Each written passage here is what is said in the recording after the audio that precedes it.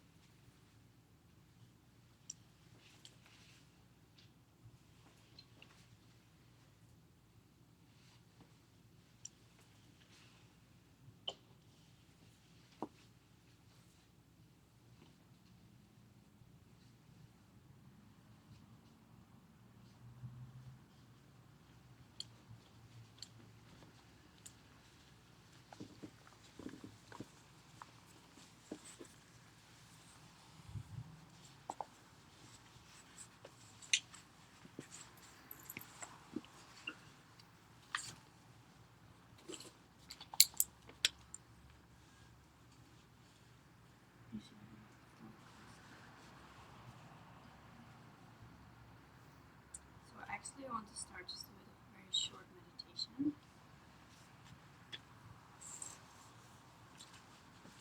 So we'll get comfortable.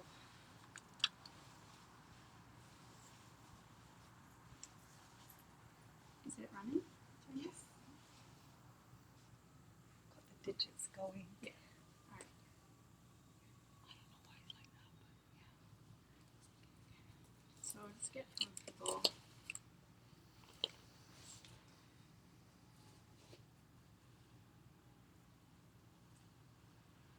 Closing your eyes or casting your eyes downwards.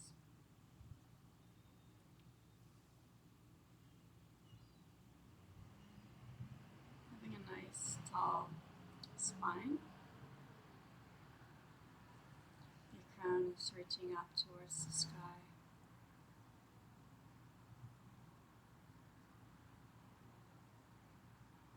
Your shoulders are relaxed.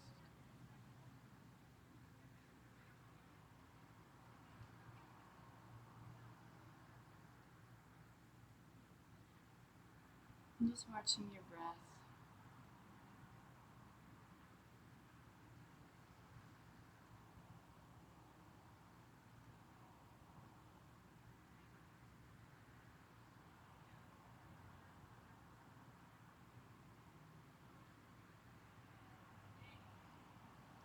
Leaving everything behind that happened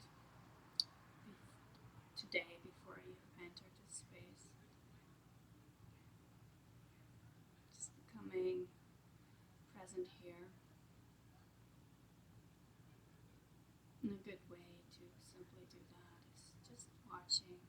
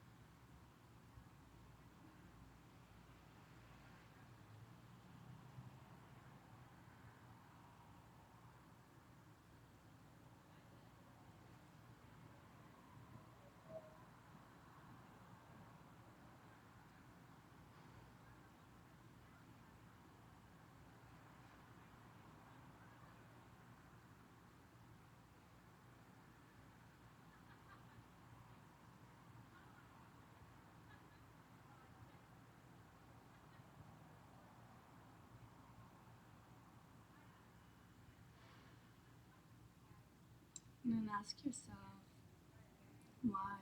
Why am I here?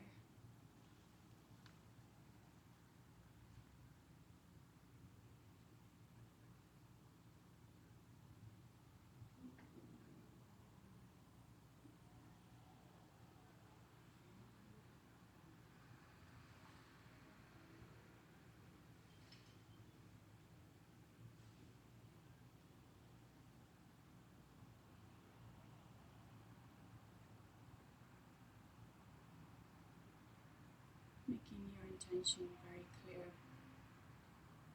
of why you would come and spend your time, your precious time, on a beautiful sunny day here.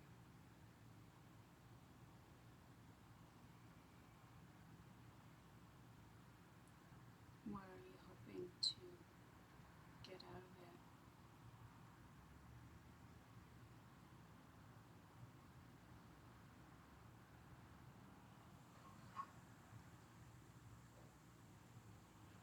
And then seeing somebody that you consider holy, like a teacher of some kind. It could be someone that is in your life right now, or who maybe lived a long time ago.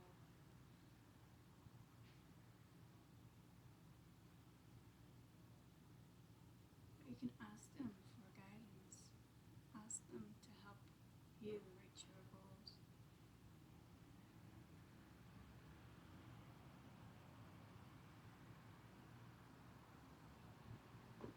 Beg them for help.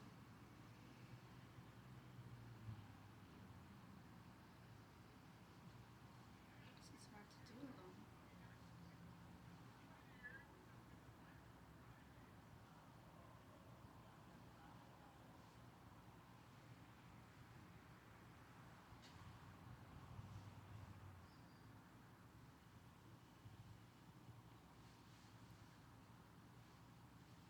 And then you can open your eyes.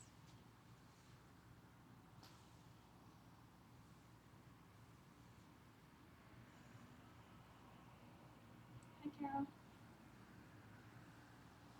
Hi, Carol. Come on in.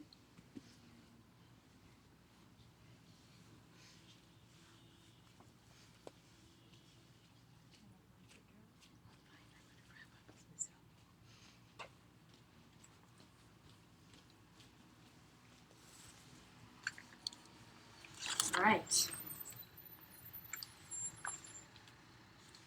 So we are going to eventually in this course through Class of Future Lives. We're working our way up toward that. Say the prayers. Oh, sorry. Yes. Thank you.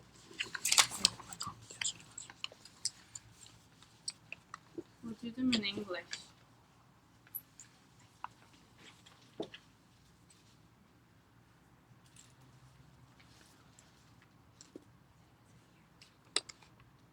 That's your binder.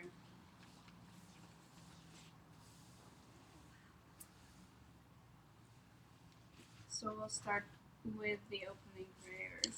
We'll do it in English, offering the mandala. If you'd like, you can try to do the mudra for this page.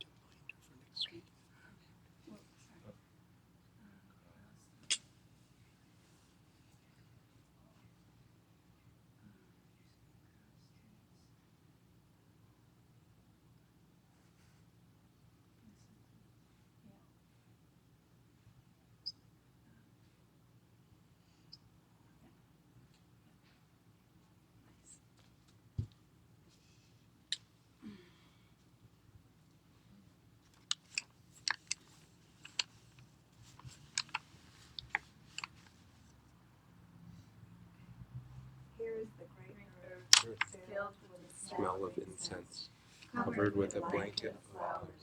the The great mountain, the four continents, wearing a jewel, a sun and moon. In my mind I make them, the paradise of a Buddha, and offer it to you. By this deed, may every living being experience the pure world.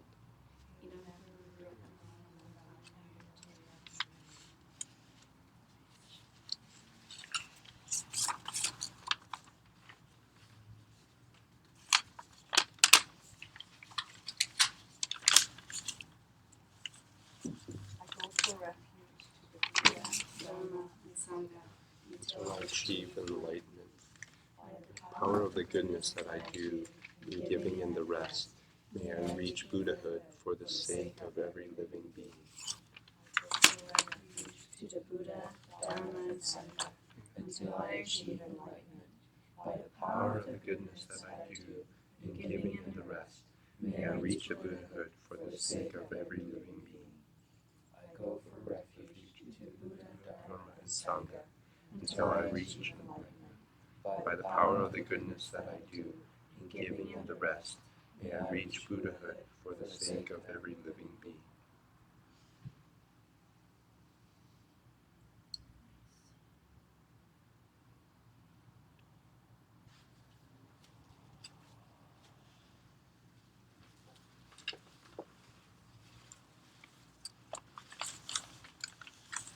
So we're working on scriptures, the second chapter of Dharma Kirti's work. And we're still at defining pramana. What is pramana again? Anybody remember?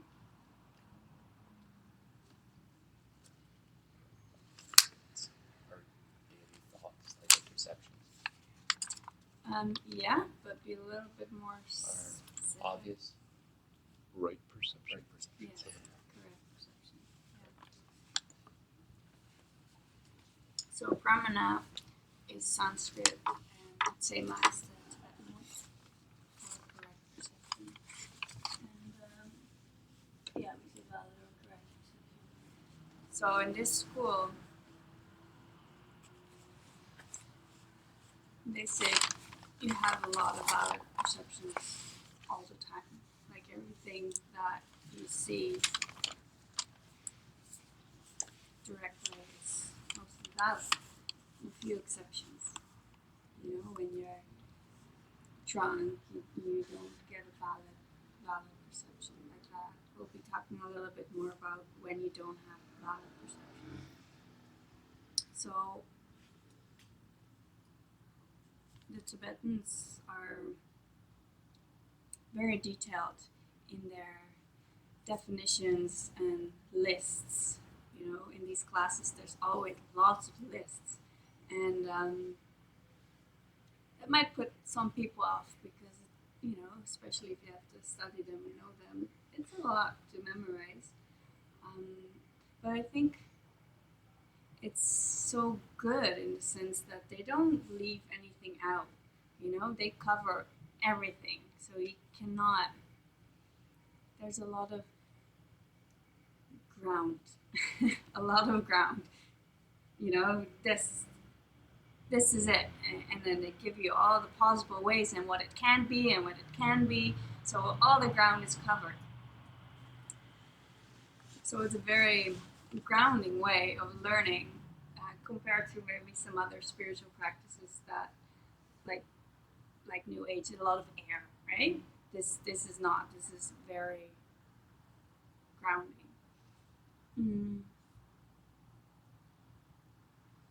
And of course, everyone has their own whatever suits you. That's fine.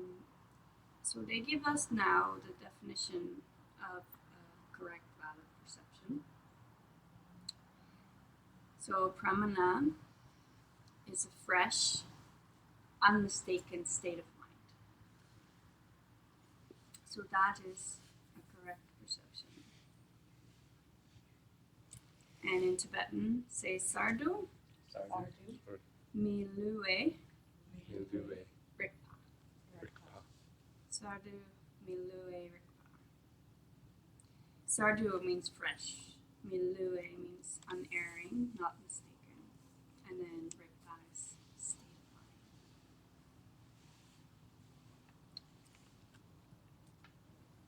mind. So then we're going to go over some 5 things that are not.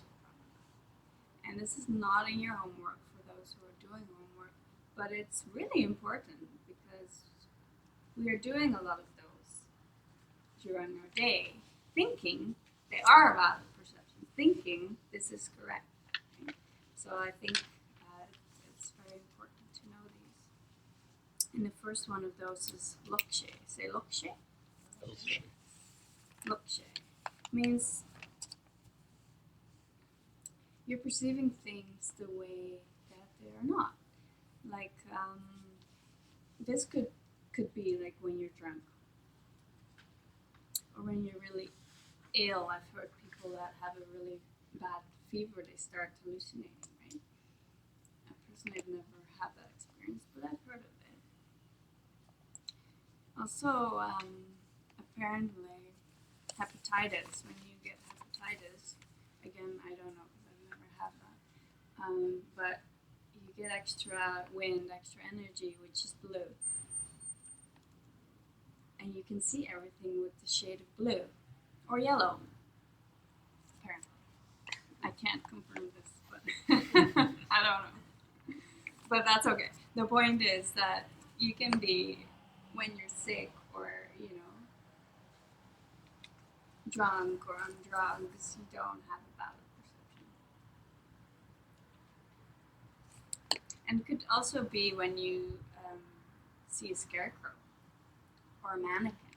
You think it's a person and you're just wrong, right? So it's not a correct perception in those cases.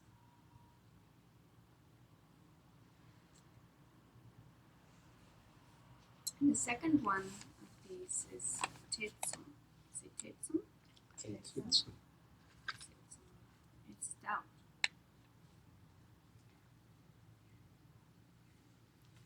So it would be when your mind is split in two about an object, and you might be tending to seeing it the wrong way.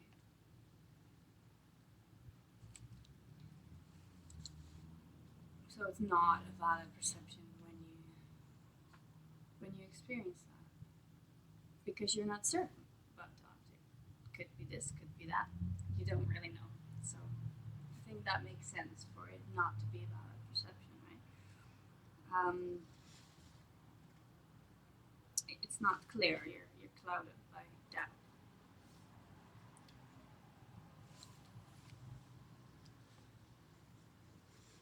But then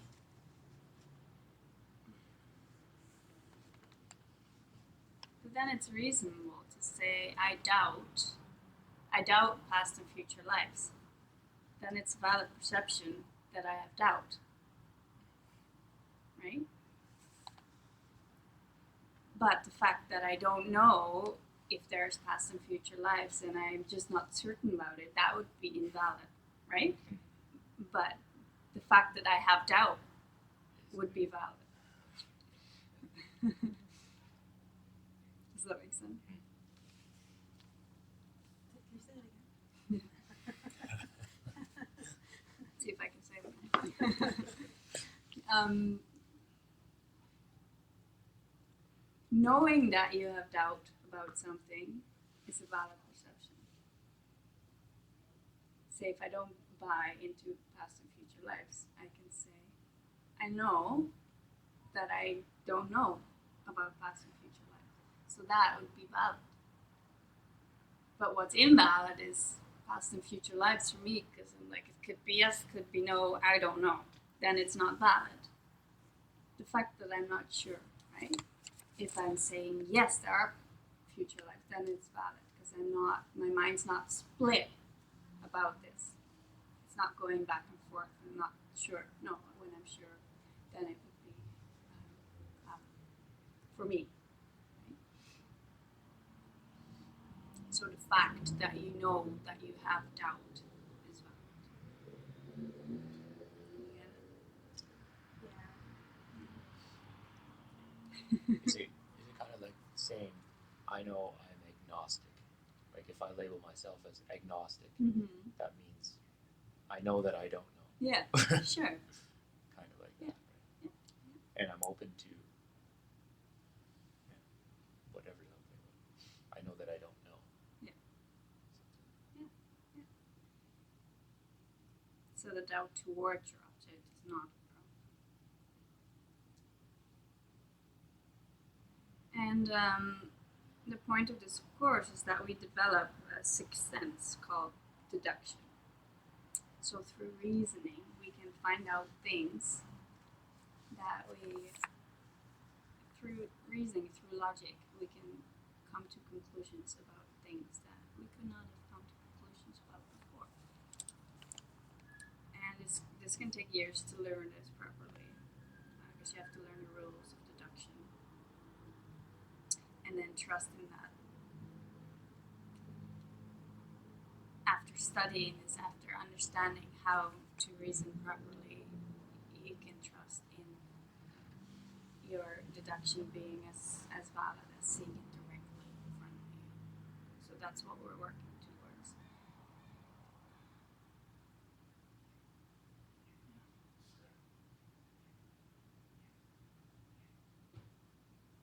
I do a lot of debating in the monastery, a lot of debating to help you learn and to help you with this skill, right? Through logic, figuring out truth. Every night they debate for hours upon what they've learned in the monastery during the day. So the next one is Shishe. Shishe. I don't know how to pronounce it. It's recollection. So this is interesting too, because here in this school, they say recollection, so memory, is not valid. Because when I look at this cup right now, I have a valid direct perception. But then when I try to remember the cup, I'm working with a mental image, so it's not direct. So that is the reason that they give that it's not valid. It's a recollection of a previous moment, right? A previous moment of cup that I can bring up in my mind right now, but it's not as bright and it's not as clear as having it right in front of me. That's the reason I give. But this is the view of this school that we're studying today, which is the mind-only school. In other schools, the higher schools, they actually say that memory is a valid perception. Because, and it's good to know both schools, not to confuse you, but when you try to help somebody else, teach somebody else, some people are at different levels. So sometimes you have to give them what they're ready to hear, right? Which might be recollection is not valid. But the reason that in the higher schools it is considered valid is because it's your karma in the moment, how you see your past. See, when I'll just give an example. When I was a teenager, I had a horrible time with my parents, and in that moment, for me, they were evil. They were not nice. But now, when I look back at it, I thought it was a blessing that they put me through all that, because I learned so much from it, and now I can see them as, I can see them as very high beings in my life. At that point, it was valid for me to experience them not in that way and experience pain and, lots of other stuff. Now, it's different, right? And that's because the karma shifted for that. So, and this is valid. For me, it's valid. past and your future would depend on the moment, how you see it in the moment, right? And that moment depends on your karma. So you could say, perhaps if you do a lot of good things, a lot of virtue, then the moments that you have can see things in a more beautiful way. But in this school, we say no. Recollection, no. Because of what I explained, the cup, okay? Which also makes sense, right? Mariska, what other school are you comparing it to? To Majamika, which is the higher middle way. But this, yeah, I don't really want to explain all the schools because that gets confusing. If I have a chart, I can, but I don't want to say the wrong thing.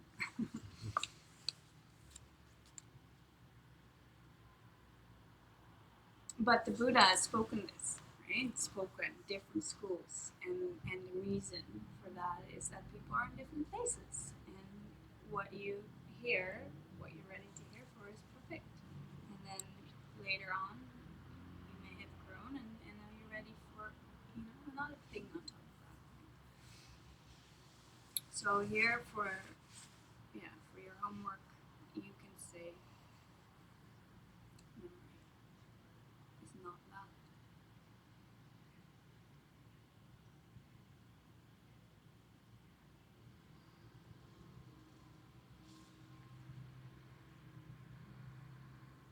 Okay, and then the fourth one is Yichu. So Yichu. And this is speculation, guessing, assumption. And this might be the one that we do the most. I know I do.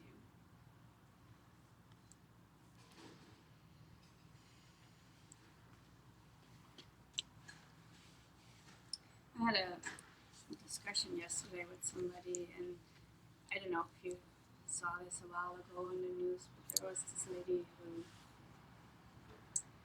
was a dog sitter, and she let the dogs die in her car, right? I think she had not rolled them, and 6 of them, I think, died, and she got her sentence yesterday that she's going to jail for 6 months for that. And this person says to me, it's way too short. She should have been longer, right? And I was thinking about that. I thought, we really don't know what went down. We don't know what her motivation was. We don't know what anybody's motivation is at any time, right? And maybe she's already been punished enough for what she's done, right? We don't know. We don't know that. We cannot. But this is what we do all the time. We make assumptions. We're putting our opinion on it because we know she should have this or that, and she did it because she was stupid, and she just did it because she wanted to go shop at the mall, and but we don't know. I can't look in her mind, right? So we can't judge people, and we do it all the time. We always have things to say about other people. Gossip is one of those things that countless of hours every day people spend talking about other people without knowing any truth, So it's very dangerous to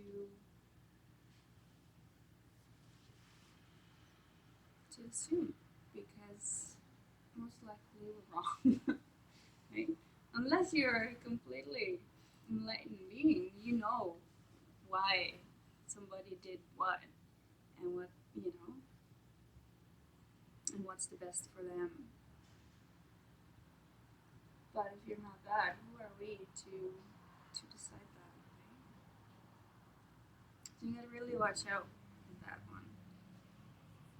And so guessing and assumption, speculation is not a valid perception.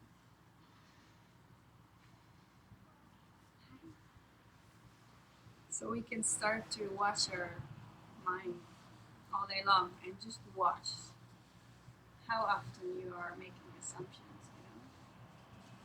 about little things. It doesn't have to be like big judgments on people, but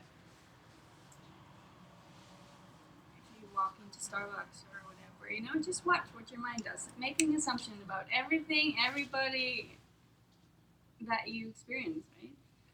And in fact, we don't know any of them for sure.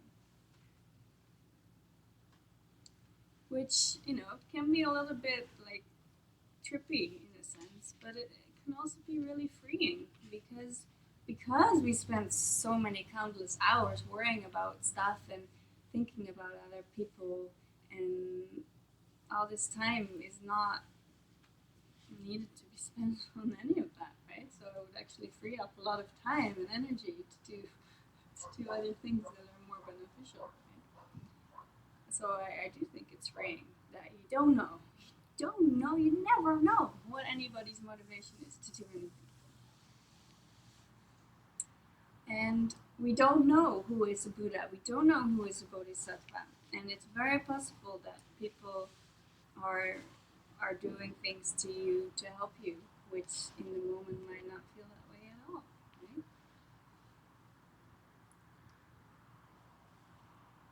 And that doesn't mean that you let people hurt you. I mean, sometimes it does mean that, but you can't stop people from harming.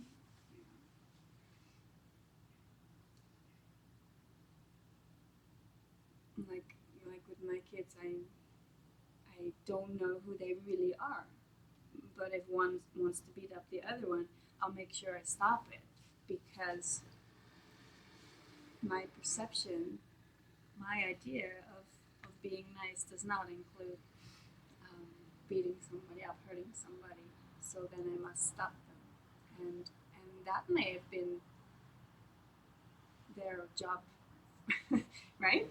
To teach me that I should stop them and keep them from harming, and for them to not plant negative seeds, because they ripen for them into negative something. Right? So yeah, we must stop harm, and we must prevent people from harming other people. We can judge actions, but we just can't judge people, because we don't know. We don't know who they are. We really don't. It's very, very important.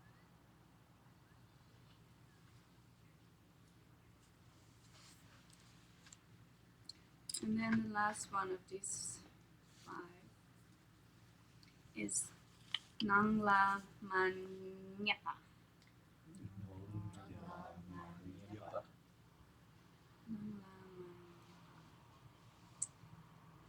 So it appears to you, but you don't notice it. So that would be the last of the ones that is not valid perception. And that could be, say you're watching a movie and you're really into the movie, and somebody is calling you, and you're just not really aware. Or maybe you kind of notice, but not really. That would be under this category. They're calling you on the phone, or like just calling you and you're so focused. Yeah, you're so focused on something that you just don't really have an awareness of what else is going on. Yeah, I kind of thought I heard something, but I wasn't aware. They give me an example of a cat sitting in front of a mouse hole and just waiting for the mouse to come out, and then the owner go, yeah, kitty, kitty, kitty, and the cat's like focused, right? But if the cat could talk, maybe you'd tell you after. Yeah, I thought I heard something, but I was busy, you know. And it also made me think of my kids. They talk a lot, and sometimes I zone them out, right? And just cannot listen to any more talk about computer games or whatever, and then just they keep on going, but I'm not taking it in, which is not necessarily a good thing. But So then it's not Paraman, not criminal. Paramanan. No, because I couldn't tell you what they've told Yeah, me. yeah. I know something was said, a lot was said, but I couldn't describe to you what it was. Yeah. So then it's not criminal. So those sort of the 5 things. You know how you said we don't know if someone's a Buddha or not. Yeah. They might be doing that for your for your advancement. It's kind of hard to live like that. Yeah. It's kind of fun too, though. It's fun, but then, like, if I was to think everybody in here is a Buddha, Mm-hmm. like, that's really hard to do. I mean, hard in the sense that how would I behave? How would I be talking? Then I'd say, you can have my car, you can have my house, you can have everything I have, and then how do I live my life, right? I think it's a beautiful way to live, to put everybody above yourself, right? And you could, because you cannot prove that they're not Buddhas. See? So I think it's kind of more a fun way to live, to think like, wow, everybody's magical, everybody's out here to get me enlightened, right? To do all the things, good or bad, to get me higher. Every time somebody cuts me off in traffic, it's like, you know, who was that person? Oh, seeing if, you know, I have patience enough, or, you know, anything. Before we get off the road and wave at everybody. Well, I was just parking, and there was a van. He was going into his van, and it was a tight spot. So I thought he was going to move, but I didn't want to be late. So then I just kind of pulled in, and I waited there for 2 minutes, and then he didn't. So I thought, you know, he's probably doing something in his van. He's a contractor. So I continued back in, and then I tapped him. And then it's just a light little tap, and then he came out, and he was pretty angry. He was like, "You should let me know." And then I kind of, coming to this, kind of was like, "Yeah, no, don't take it," know that what he was. And then he's just like, "Yeah." And then he went back in, and I grabbed my stuff, and I went up to him. I was like, "Yeah, I'm sorry." And then he looked at me, like, "Okay." He wasn't so angry. But yeah, it was interesting to. He said, I hear what you're saying. Oh, it means, I don't know whether I take that concept of, well, you know, Buddha, you guys are all Buddha, would I give you everything that I have right now? I more kind of like treat you, I think my first step is to treat you with that respect, what I can, and the courtesy. And Yeah, you don't have to give everything. You don't have to like empty my wallet to, you know. It's a mental state. Yeah, It's yeah, it's just more like, oh, you know. It can look like that. It can look like that, but it doesn't have to look like Yeah. that. Maybe that's what is called the benefit of the doubt. Mm-hmm. Sure. That's the benefit of it. It's an attitude which creates an openness. It replaces, once again, the automatic assumptions. That opens us to learning from what's happening at the second. Let's see what happens, you know, being open to it. Mm-hmm. Yeah, and you can see every situation as a gift, right? Like this. I mean, this man gave you the opportunity to check in with, you know, are you being aware of what's happening in a moment?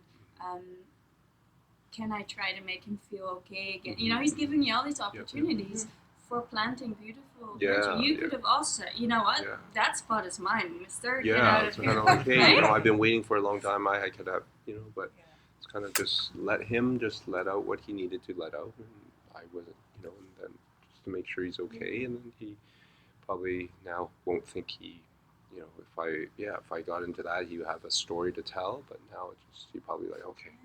Now we all have a story. Yeah. No, I think it's beautiful, and any little thing can be like that, right? Yeah, You that's can- what I think it is. Yeah, that mindset. Everyone's Buddha and can be a teacher to you. Everybody can be a teacher to you, yeah, because we cannot prove they're not. And yeah, that's a beautiful way to live. And that doesn't mean that sometimes that's not easy, right? Other easy to times, forget. especially when it's very pleasant, yeah, then it's easy. But when someone's hurting you a lot, then that can be a little bit of a challenge to see them then as someone who's trying to teach you, because you get your defenses up, like yeah, but I, you know, this I comes up that you feel like you need to protect. So, but that's okay, and they need to point that out to you too, because then you know, oh, I'm not done there. I have work to do there. Because who's going to point it out? Like somebody has to. So somebody will point out every little part of you that you still need to deal with, right? And then when someone cuts you off in traffic and it's like, that's cool, then you know you're like, oh, hey, look, 5 years ago I would have freaked out right now, and I'm not, and that's pretty cool. So bit by bit, you'll notice that. Oh, then you get tested in different areas and kind of done probably, or maybe not, but done for now with this area, and now, oh, it seems to be, and I'm supposed to be working on something else, but everyone's pointing it out to me, right? Yeah, so it's kind of fun to live like that instead of blaming and assuming that other people that I know why someone else is doing what, right? Yeah. Okay, so those were the 5. Let me just repeat them. They're important, right? So what is not a pramana is when you see things completely wrong. You're seeing things the opposite way of how it really is, which could be through drugs or illness, or just viewing something like you think it's a squirrel, but it's actually a leaf on the road. Like that. And then the second one was doubt. Can't make your mind up. Is it this way or that way? So you're not having a valid perception towards the object. It's not clear. It is clear that you have doubt, but it's not clear the object of it. You're not clear about it. And then the third one was memory. Like I said, in this school, they say it's not valid.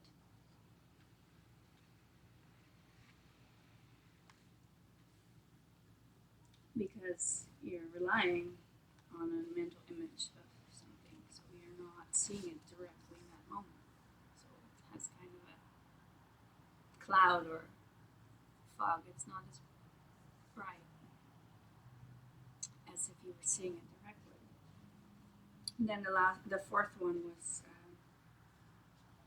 making assumptions, and the last one, something happens, but you're not really aware that it's happening.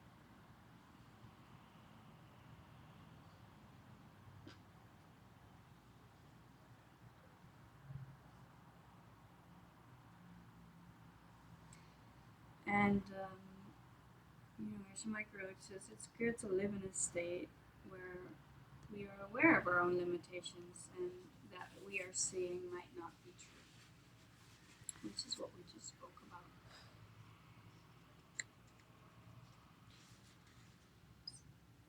Question. Yeah. So if I'm looking at that pen on the floor, and I'm kind of relying on my memory of what a pen has done for me and how it works in the past. So is that, I'm getting confused between, is that pramana or is it because of what I remember a pen to be? Yeah, that's a good question. I'd say just the moment that you're looking at this, just that experience in that second or two, But you're right in the sense that you would not know that it was a pen unless your mom told you it was a pen when you were 3 years old. You know, you are relying on memory, on learning all the time, right? It's like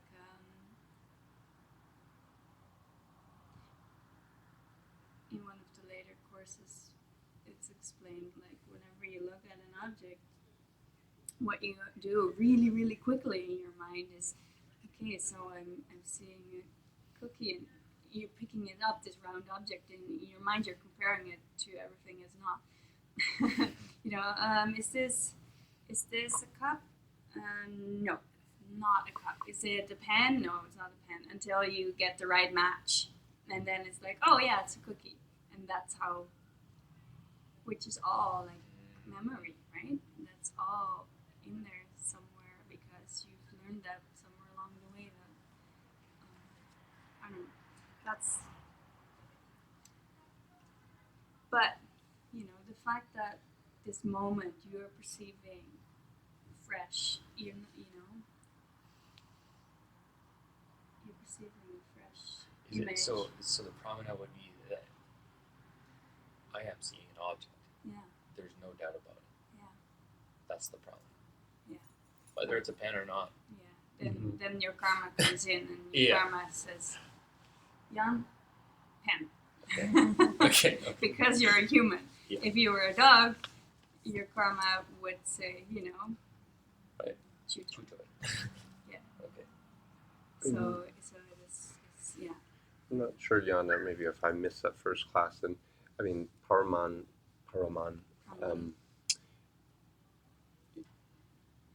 you know, I feel I understand it, but how is that important into what we're working towards? Yeah, you'll see. Oh, because I was thinking of a pencil, and I thought, well, you know, have you ever seen those joke pencils that they look like a real pencil, but they're bendy? Like they were like a joke toy, and my son had one of those that looks like a pencil, eraser, and everything, but then it's just like a toy. And so, is that Paraman? I mean, Paraman. When you saw it, you'd say, but then I guess if you inspected it and touched it, then it's not a real then pencil. it would be like the wrong view,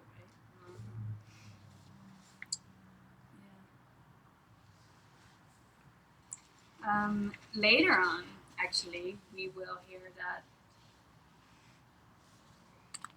not one perception that you have is correct.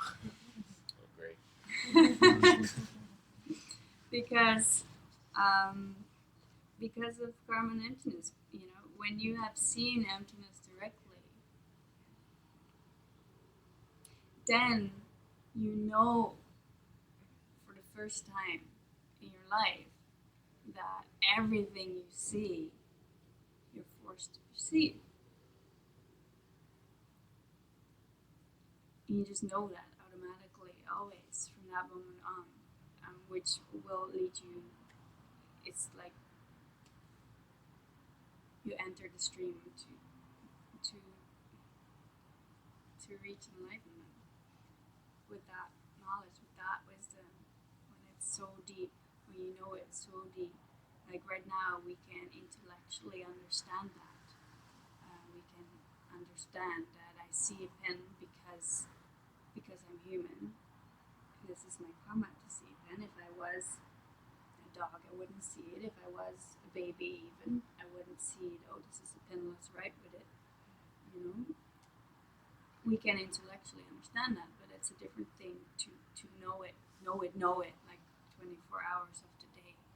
And in every time when someone challenges you that you know, this is forced upon me by my past deeds, it's very different when you know that. So they say you have not had a valid perception a correct perception until you have had that realization.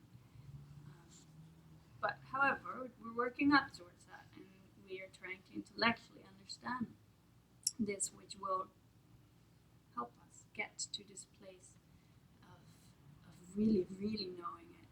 And then when you really know it, it will will change everything. And you know your goals will become very clear in life. You know what you need to do in order to plant the right karma to finish the thing off. Anyways, And that comes only when your mind is still enough to. yeah. That's what You the need chapter I was reading yesterday. Yeah, you need to be very still. You need to be in a very deep state of meditation, and which takes practice. Yeah, it takes practice. But understanding logically, combined with living a moral life, will lead you to. It will help you. It will benefit you in your meditations to reach stillness, right? Because if we are, when the angry man in the van starts yelling at us and we start yelling back, then that takes over our day and our mind, and at night Hogan can't sleep about it because he yelled, and you know. But if you do the right thing and it's beautiful and you have peace with it, then it creates a different state of mind, a more quiet state of mind that is okay and accepting with whatever's happening, which is very beneficial, not to mention the good virtue that you plant, which is highly needed to have good meditations, right? So it will all help, it will all aid to reach a still place. But yes, you do need to meditate to have this experience, because what do they say, it's 20 minutes that you are gone in this particular experience. So you need to have a meditation practice where you can sit, you know, for half an hour, 45 minutes, and be completely quiet. Is that ascension? Is that what they mean by the word ascension? Somebody's ascended? Can you, sorry? I said, is that what's meant by the word ascension? Like someone's ascended when they see emptiness directly? If they're not there, they've gone to a different place. Sure. Yeah. Yeah, I think so. And then I heard I mean, physically they're there. but mentally or Yeah. whatever, they're not there. And then some people just stay there forever. No. No, they always come back down. This is an experience that, hi Amanda, that lasts 20 minutes, and then you come back, and then you go back at work. You go back to work to finish it up, you know, so you can complete your goals. So if you never come back, that would be enlightenment. If you never come back, I mean, I've heard stories of people ascending and then they're gone. yeah, but are they gone? You know? Yeah, to our eyes. Yeah. Yeah. Who knows? Yeah. I mean, when you reach enlightenment, you can do whatever the heck you want. You can come down. You can appear as anything. You can appear as a rock if that's what you think that person needs in that moment. You could do anything. You can be in a million places at once. So you're not gone when you're enlightened.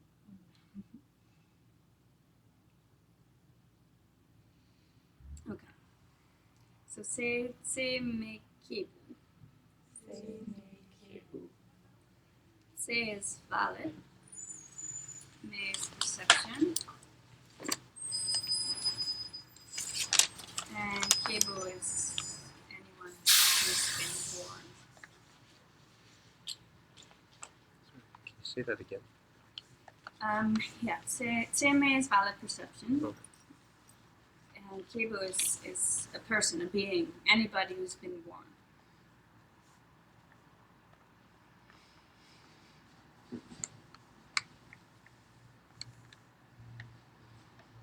And this actually, we spoke about this already last week. Because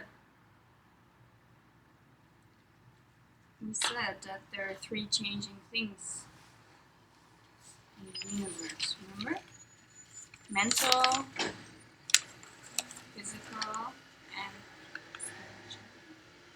and conceptual option. So that would be Tarji. Charanjit she's neither mind, she's neither physical. You're both. You're a concept, right? You're not one or the other. You're a combination. So those are the three things. And then we said, what would valid perception be? Would that be mental, physical, or neither? And then I don't remember who answered, but the answer was mental. Right? Valid perception is a mental idea, mental process. So then, how can this sentence be like? Because the sentence is, anybody's.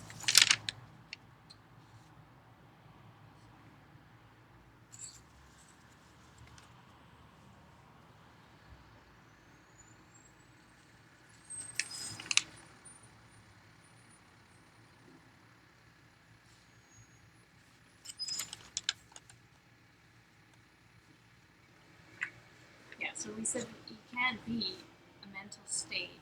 You cannot be pramana, because if you could be pranama, then if someone's angry, you would say that person is angry. That doesn't work like that, right?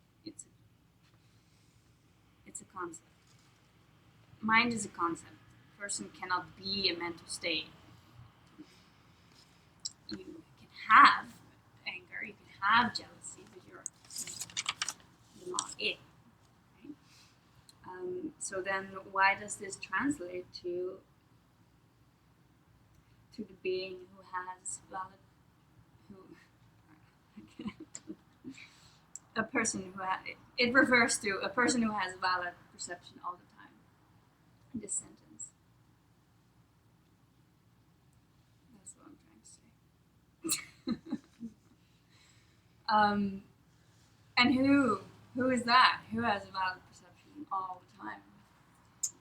Buddha. Yeah. An enlightened being. And he's always correct. So in this course, we're going to try to prove that, because when we can accept that Buddha is always correct, that means they can't lie. So then all the scriptures that we can study, we can then believe, right? If we can prove to ourselves that Buddha is true, has valid perception.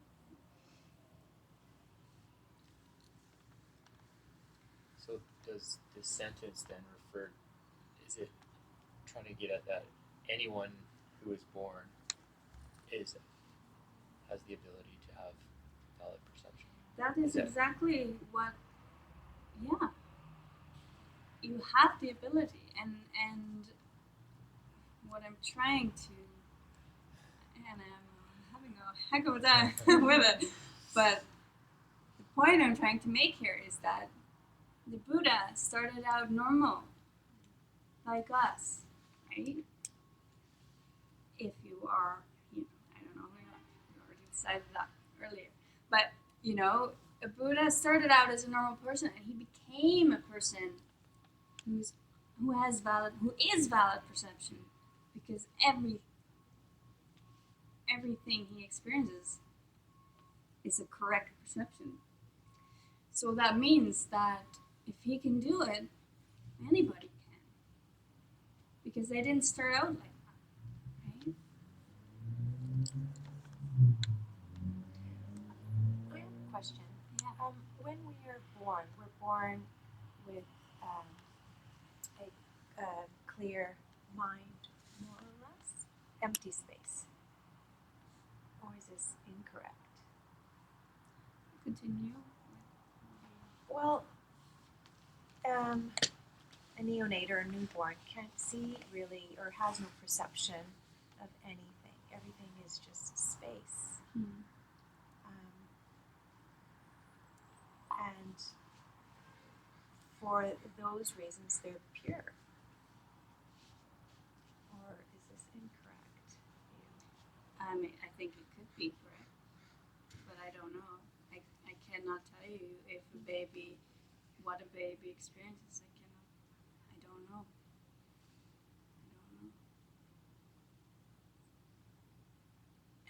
I guess where I'm leaning to is wouldn't that make a baby really almost like not a Buddha, but almost like someone who's or a being that's pure and enlightened? I think You've never had babies. No, I haven't.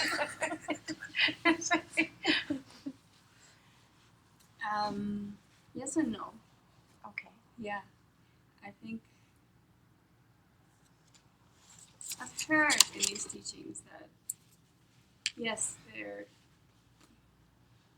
pure in the sense that they haven't had the time, well, for one in this life, to accumulate any negative karma. But we don't know what they brought from past life. However, we haven't proved past lives yet here, so we can't go that far yet. But what I've heard is that they don't have the wisdom. They don't have the awareness where things are coming from in the moment, so that would make them not fully pure. But again, I can't say that because I can't look into anyone's baby's mind, so maybe they are complete. I don't know. I cannot say for sure. In the three principal paths, it talks about the renunciation, which I think babies have, or born. Well, they're just, or I'm not sure, really. I'm assuming. And enlightened beings, really, because I'm not sure either there. And then, of course, they don't have the wisdom, but I'm wondering if they have maybe some of it. And the reason I'm going onto that path is I'm wondering if we're born pure and as life goes on we accumulate karma and learnings, maybe from our past that are enhanced, which we can either clear or... Well, I tell you that what we're trying to get to in this course is to prove that past and future lives do exist, and that means that your mind goes on. Right? So when you are born, you're not starting over, you're just continuing to where you left off. You have a lot of seeds that you're carrying with you. So I cannot say what anyone's of those seeds are. Some babies are having a beautiful time when they're baby. Other babies are being raped when they're tiny. Don't know what they're bringing with them. So I cannot really answer that at this point. Thank you.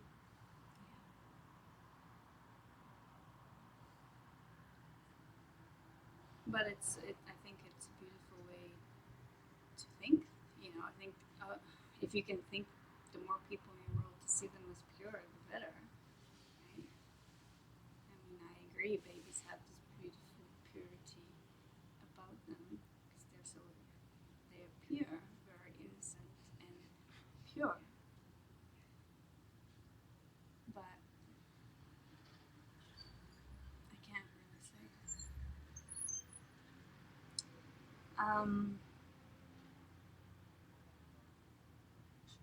Okay.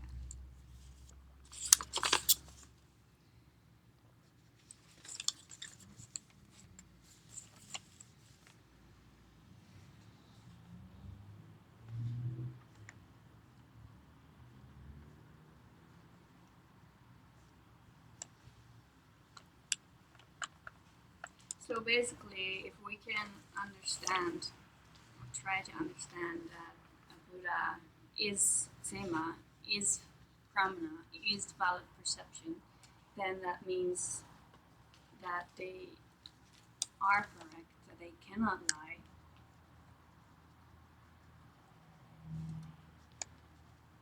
And that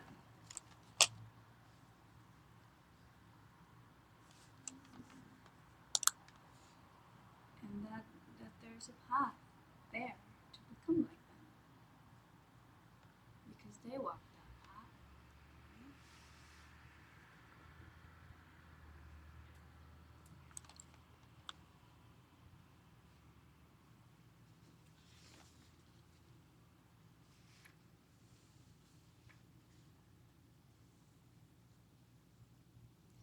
So let's move on to the last sentence here.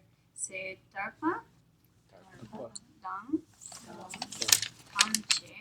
Tamche, Kempa, Dang, Der, Rupe Lam. So Tarpa means freedom or liberation. Dang is and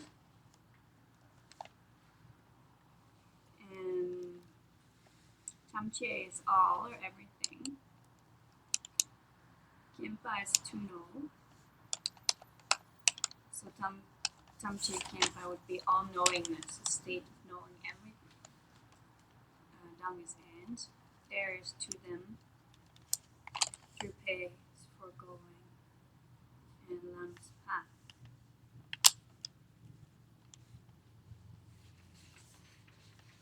What is Drupe? Drupe is foregoing. Foregoing.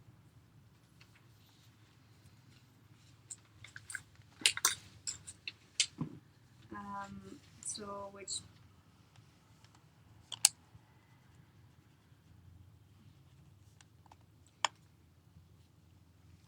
in a sentence, this would describe nirvana, omniscience, and the path to get to them.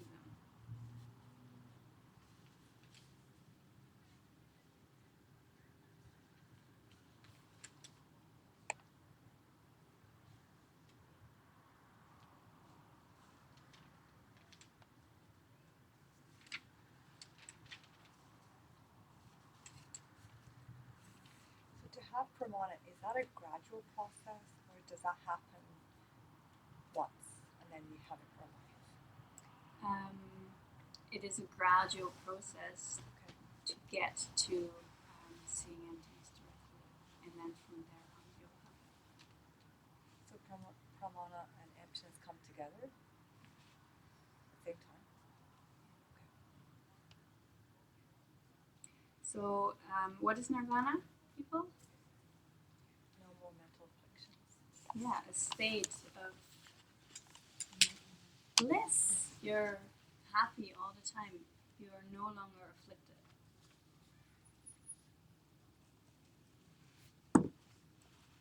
Omniscience, what's that? All knowing. All knowing, yeah. You know all things, which equals to Buddhahood.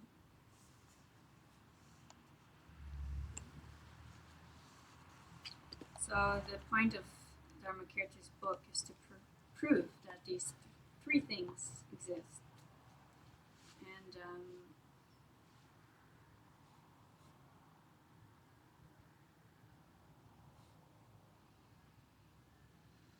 then when we can, and we know that there's a path to them, right?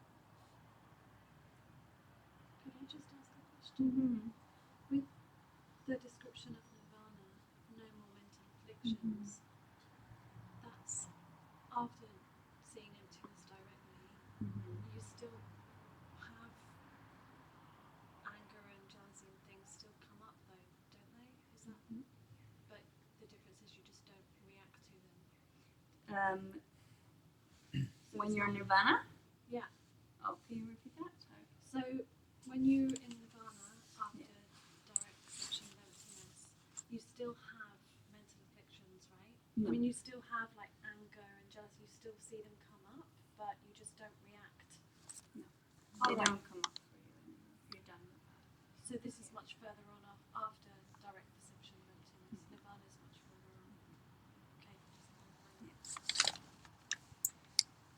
Yes, when we see emptiness directly, we understand that everything we do is a direct,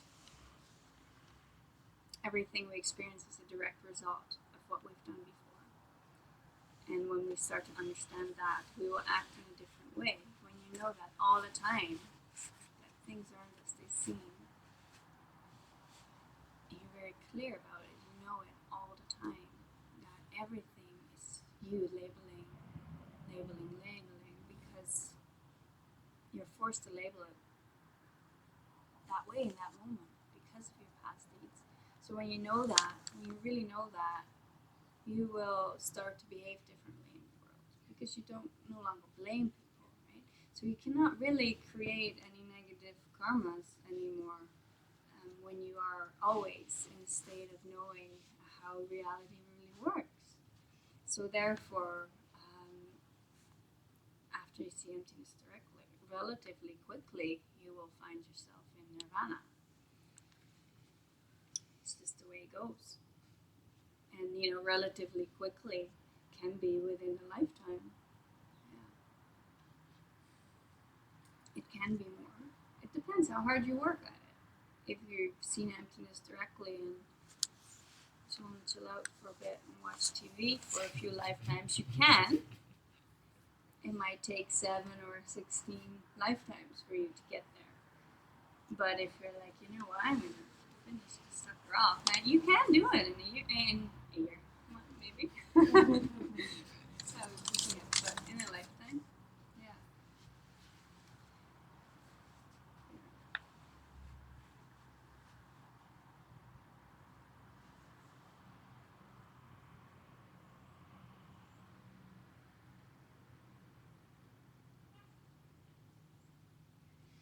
So, yeah, we're going to prove that these things exist and how to get there, right? And then past and future lives is a nice side effect to learn that too. But really, this is about becoming a Buddha, right? Becoming a being that's always in bliss and that just wants to help people and not concerned about himself, herself anymore.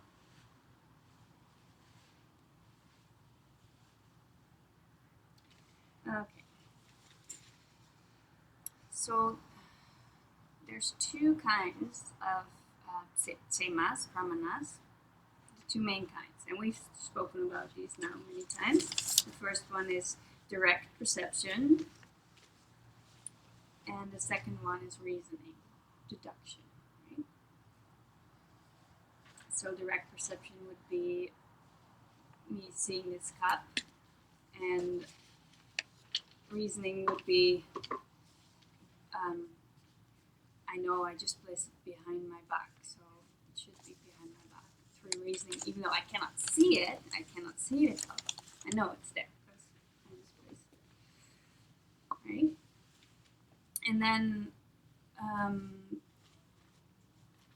we've spoken about different kinds of levels of reality, right? We had obvious reality, and what were the other two? Hidden. Hidden and deeply hidden. Yeah. So what the deductive perceptions are based on hidden and deeply hidden, right? So for deeply hidden, I've already said this too, we rely on reasoning and also belief in authority. Right? When we can prove that the Buddha was correct, then we can apply the things that he said to our lives and learn and study them.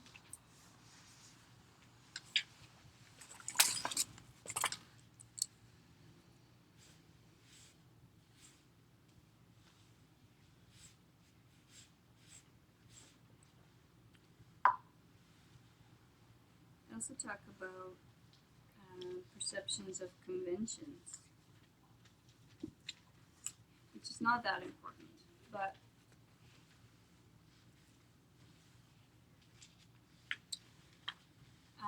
convention would be, at some point everybody believed that the Earth was flat, right?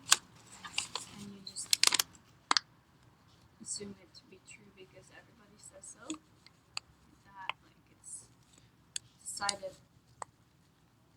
Everybody decided it like that. The convention, right? There's a man in the moon. We kind of accept that. Stuff like that. So that's a false perception.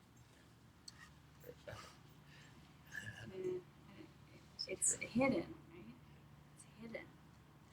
So you need to reason to get to the truth of that. So no, it doesn't necessarily need to be false. But it needs deduction because we cannot see it directly. I cannot see if the world is flat. So I need reasoning for that.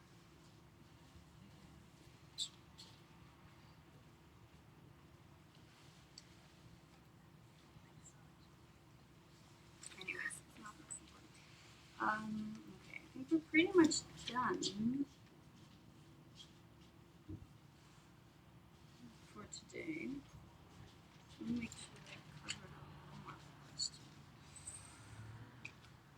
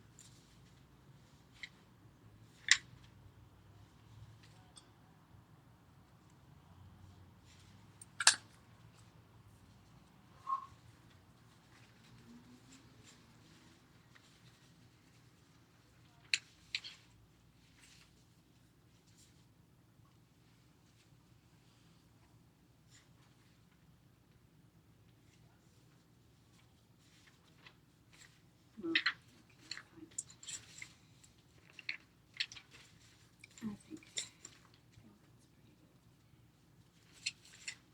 So are there any questions? So sorry, maybe I was writing down the translation. That last sentence there, how does it, freedom and everything to know? Yeah, so you could say nirvana, omniscience, and the path to get to them. So tarpa was freedom, which is another word for nirvana. And tamche kempa is everything there is to know, which is omniscience. And then dam is and, there's to them, drupe is foregoing, lam is path. So it would translate to nirvana, omniscience, and the path to get to them, which is the subject of the second chapter of the book that we're studying. Proving that that exists. So we know we can reach it and we can spend our time trying to reach it. I have a couple questions too. Yeah. So that was just, okay, that's from the chapter 2 that. Yeah.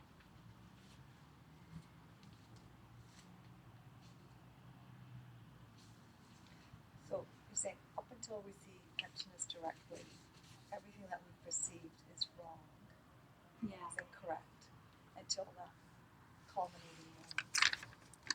But if you see everybody as an enlightened being in your life to help you reach enlightenment, that would be a valid perception. That would be valid. That's not wrong. Okay. And then you said that it's a gradual process getting to emptiness.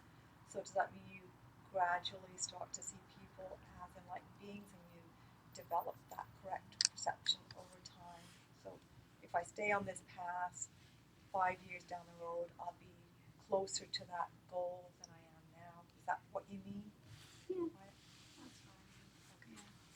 Yeah, because it takes work. It takes work to create new patterns in your way of thinking, in your way of seeing things, right? It takes time to catch yourself making assumptions, you know? It takes time to counter all those instinctual responses, right? It takes time. And then, but every time you try, you are coming so much closer to the goals. But again, in this school, they do say you have valid perceptions of it. So don't get the schools mixed up right now. And then when you saw it says that you don't die, does that mean that, like we believe that when something is born, it's going to die, Yeah. right? But then if along that particular lifetime you reach enlightenment, then you don't die, because then you have the ability to be a rock or a person or Yeah, whatever you the choose. physical body will die. Oh, the physical body will still die. Yeah. Okay. Yeah, because this is born out of samsara, right? Okay. Everything that starts will end. So you will die the physical death, but not necessarily the mental death. Yeah, not the mental death. Okay. So you are creating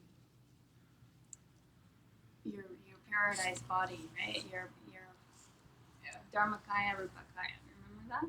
Yeah, you're working on your wisdom body. You're working on your form body through the time that you're working towards becoming a being. So you're creating that. But this will, and that can look as an enlightened being. Who knows what it will look like? You know, you could just see yourself slowly not identify with this thing, but slowly start to see yourself more as light, you know. And because you're becoming so much pure, when someone hurts you, scratches you, whatever, you don't even really feel it anymore because you're not identifying yourself with it anymore, with this thing. Yeah, it's tricky.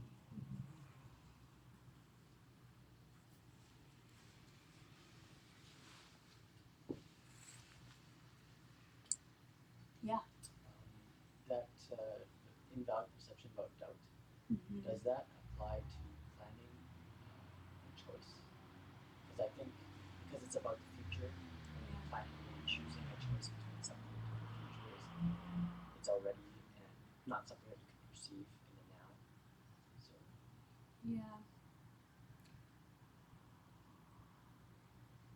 But you don't have doubt about it. Like if you are saying tomorrow I'm going to Starbucks, you are feeling certain that you're planning. I'm planning to do that. Yeah, sure, it might not happen because the bus didn't come or whatever. But there was not doubt, I mean the doubt, like, I don't know if I should do this or if I should do that. Oh, I'm okay. hesitant. Okay, yeah, then that would be invalid. Yeah. If your mind is wishy-washy and you're not sure about making decisions, then it's not valid. Because you don't know what you're going to decide, right? So because that's an invalid perception, Mm-hmm. that implies that there is a valid one. So there is a choice there's a choice that is the right one. There is a choice that could be made that might feel right to you.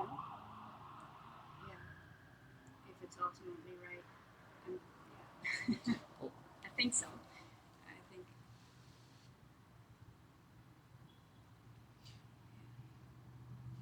Sorry, can I say something Yeah. first? I think with a choice, it's not really a perception, because to me me, a perception is taking something that is, and a choice isn't really an object. Can you perceive a choice, I guess? Yeah, you can. You can think about, am I going to do this or do that? That would be a perception. That would be a choice. But when you say, I'm not sure if I should do this or that, that would be having an invalid perception towards your choice. But if you're going to choose something that you feel certain about, you're going to choose, you have a valid perception about the choice. A valid perception being one that takes you that step closer to enlightenment or helping somebody. Wouldn't that be the most valid choice or valid perception? Like what? I don't know. At least in this context that we're talking about. This is getting a bit confusing. Yeah. But I'd just like to say that is a valid perception without mental affliction. I mean, if a Buddha is pramana and a Buddha is always valid perception, then they're always without mental affliction. True. So, therefore, if there was an affliction being experienced by a person, as in, oh, I'm doubting this way or I'm doubting that way, should I, shouldn't I, then you're afflicted by whatever it is you're afflicted by. So, therefore, you're not Well, having valid perception. Yeah, but that it's true what you're saying. But remember, we went through the 5, and the first one was if you are wrong about something, which is when you're drunk, but it could also be when you're afflicted, right? But this was the second one we're talking about, which was doubt, right? Yeah. I don't know if that answers Yeah, I got a little bit. It's confusing. But it's nice to get everybody's perspective. Doesn't the truth come from actually just detaching from every thought and just allowing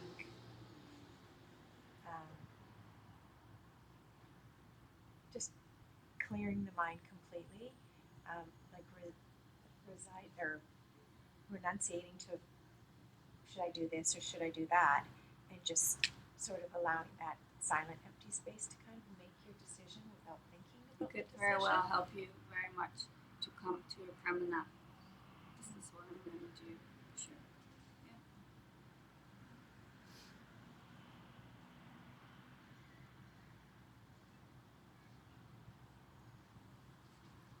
I think we'll leave it at that.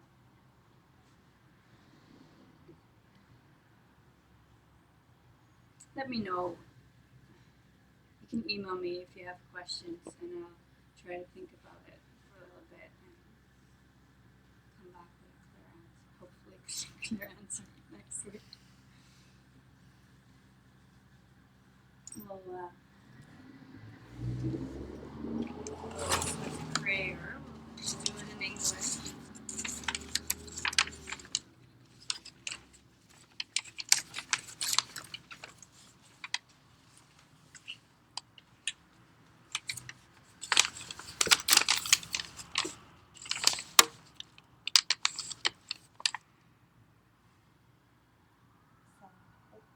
Here is the great earth, Filled filled with with the smell of incense, covered with a blanket of flowers.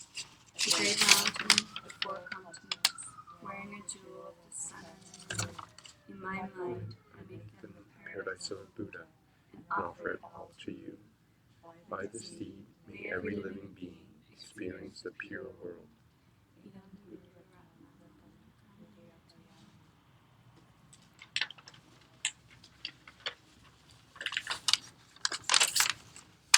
by the goodness of what I have just done. May all beings Complete the collection of merit and wisdom, and and thus gain the 2 ultimate bodies that merit and wisdom make.